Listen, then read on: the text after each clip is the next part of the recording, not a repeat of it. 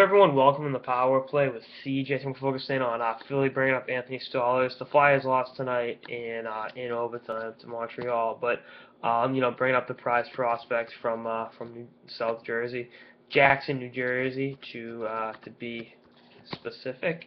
I think it's I think a great thing for hockey in South Jersey, Philadelphia area that a local kid's up with the Flyers. But what's this mean for his development as that's Philly's goalie of the future? I'm trying to think the best way to word this. Rushing him right now is not what's best. He just turned 21 about 3 weeks ago. He's a big kid. He's 6'6". He's really got to grow into his body and learn how to be a more technically sound goaltender. But I definitely think there is some potential there. The numbers in the AHL don't jump off the page. I did 304 goals against average is not good. But 9/11 save percentage on a less than stellar Lehigh Valley team, yeah, I can live with that if I'm Philly. But going a step further, you've got to temper your expectations.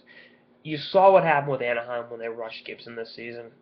He wasn't, you look at that game in Pittsburgh, he was in over his head, and now he's back. He's up now with Anaheim because of the injuries to Freddie Anderson. But you look at it and you can say, all right, you've got to be patient with young goalies. You cannot rush young goalies because it's detrimental to them and the team. If you got to throw them in for a game or two while Mason's out, sure, why not? But bottom line is, this Flyers team with Mason out is closer to Tankville than the playoffs right now. That's just the bottom line. If I was Philly, I'd be focused more on trying to get a higher pick, but they don't want to quit, and I don't fault Craig Berube's squad for not throwing the towel in. But at the same time, you got to think about your long-term future. And do you consider Stolarz part of the future? I would assume they do. I would assume he's the highest regarded goalie prospect. I would assume I didn't know that. Just saying. But I just think you've got to be cognizant of the steps it takes in the young goalie's development. A goalie's developmental trajectory is never on a straight thing. There are ups and downs. I mean, look at entirely different circumstances. But Tommy Barrasso won the Vezina in the Calder, coming right out of high school hockey in Massachusetts at age 18, and then was in the minors the next year. Jim Carey, someone played at my high school, played at Catholic Memorial, was amazing, and then in the minors, out of hockey, he was out, within I think like 3 years, and he was younger, is younger than Dwayne Rolson and Tim Thomas, who both retired, within the last few years. So you catch my drift. I think being patient with Stolarz development will be what's best for Philly.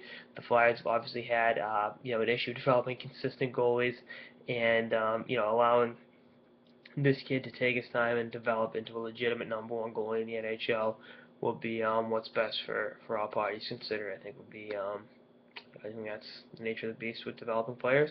And I think if Philly exercises patience with Stolarz development, they could see a very, very intriguing young goalie, in the pipeline. And, the guy that can challenge to be number one down the line. It's not about right now, it's for the future.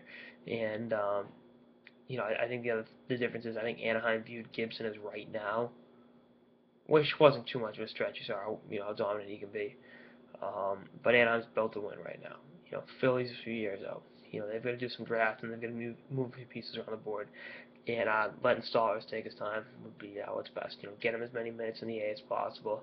Having Emery and Zepp down, doesn't help help the Flyers right now, but allowing and to get a taste what life is like in the NHL, is what's best. So we'll see what happens. Anyway, that's why I'm sort of the power play with CJ on the Flyers calling up Anthony Stolarz. Stay tuned for more episodes of the season and beyond. Later, guys.